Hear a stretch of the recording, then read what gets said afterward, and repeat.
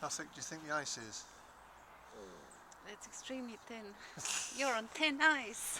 Aren't I just?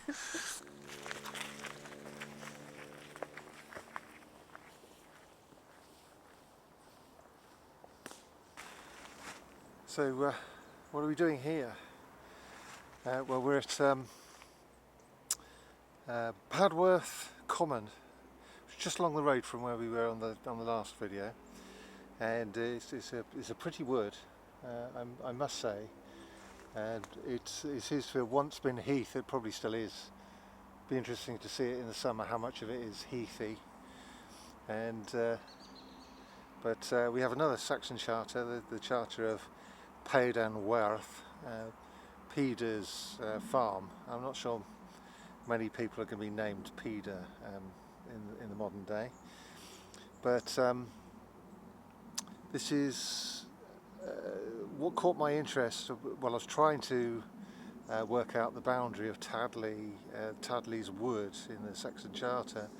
A very, very hard one, so I needed one to the east to try and cross-reference it. I'm a little bit too far out, but but it caught my attention because there's some interesting names. So I'm looking for a Starndan. Now that caused me a bit of confusion at first. I thought it might have been an adjective, but that darn is probably Dan. They weren't very good at it, very consistent in their spelling. So it's probably Starndan, that is Stone Dean. And before going down the Stone Dean and the ditch that comes off it, there's a Hagen. And so yes, sorry folks, we've got another bleeding hedge.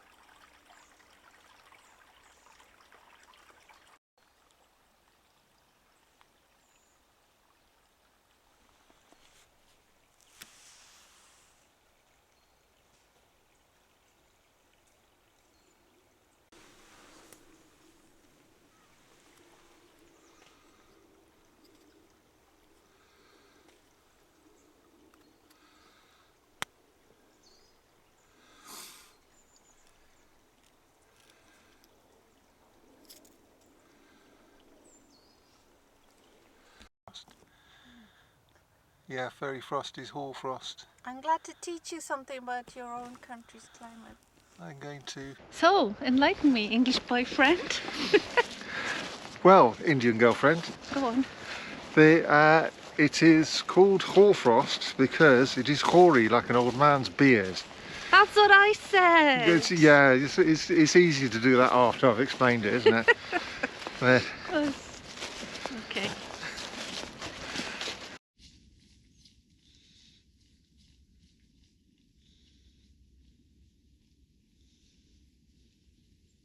and now I've got a moment's peace.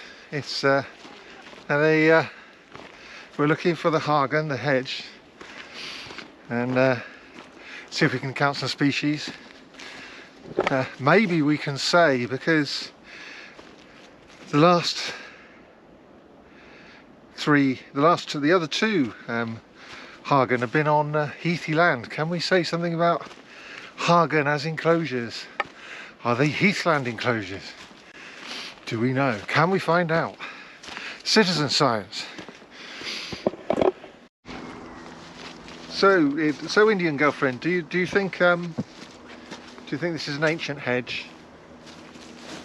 I don't see any bushes and things. No.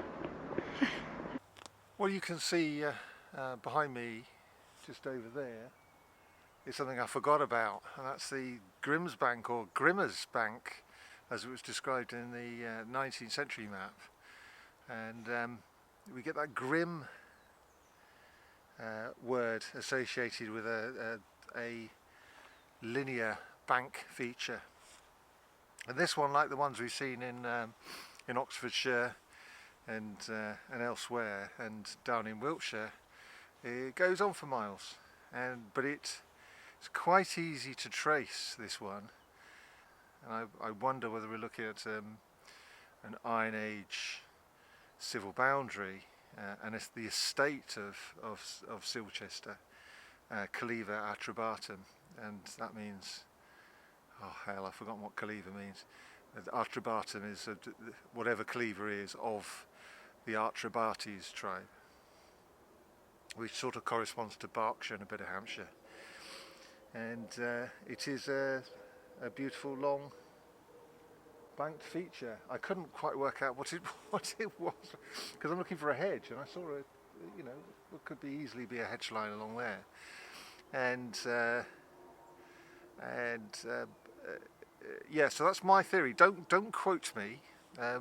This is a crazy theory by a crazy individual. This is my response, looking at the character of it, how it looks on the map, and how it corresponds to other things in the landscape. A large one. But we can sort of trace one at Uffington as well, and Ditchling, something like that up in Oxfordshire. But there we go, there behind me. These trees going this way, however, are my hedge, my Hagen, and it leads up to Athelmere's boundary. I think it's Athelmere, or it might be Athelmad. But it's Aldermaston over that side. I thought for a second the Athel name might be related to Aldermaston, but I don't think it is. So let's start counting some trees and see if we can work out a date. As silly as this sounds.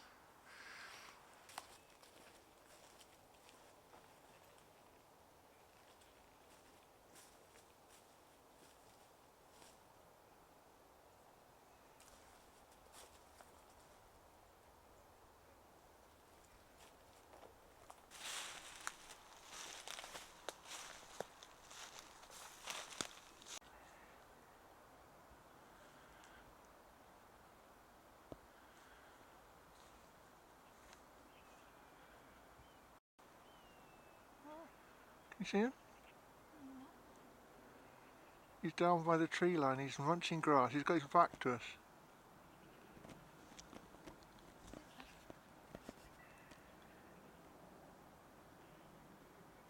You can't see him, can you? No. There he is, he's popped his head up. Nicely spotted down. You can see him now.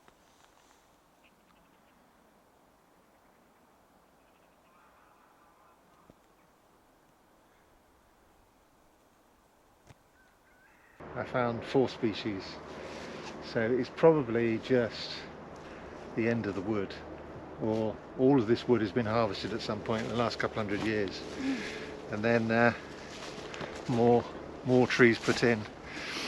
So yes, but it doesn't matter. We found a bit of lichen for Tweedy. Yes, lichen and subscribe to Tweedy. Yes.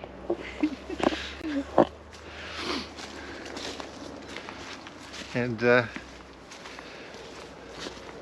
so carrying on with my thrilling conversation about hedges. Yes, my estimate is that this boundary is old, but we can't use the hedge, can't use the edge, the woody plants on the edge to date it. But it doesn't matter, it's data, it's information. So, so me putting this up on the internet means somebody's thinking about tracking down Saxon hedges. There's no need to mock at the front there, thank you. And it is hopefully be useful to you if you're doing your PhD or whatever. Then you can come up and actually do it scientifically instead of... Yes, as Chicha just said, with her stage whisper, that would be hedge-tastic. There. I'm good at punny puns. You could even say it's educational. Oh my god. Heather! So we got Heather at last.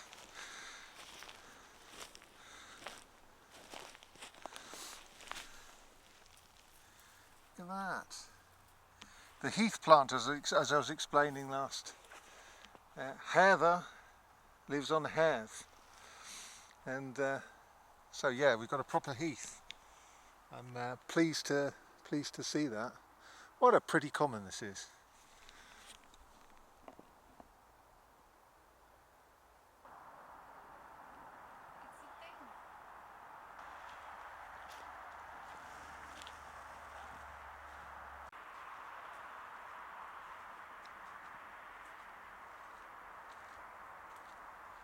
It's so wet out there. Yeah, it's wet land.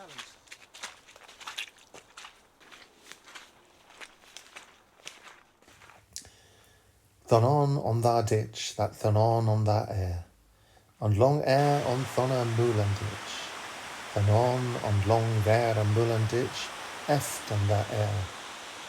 On long air off tha birch. And sa moolanstead, and that land bin north and air. They there to horth. Is this a willow? Yeah, so okay, go on then. Wow. Enjoy that. Yeah. Is this your first time? Yeah, so now we've been down this stretch. Yeah. Yeah, they haven't prevented us from seeing the river.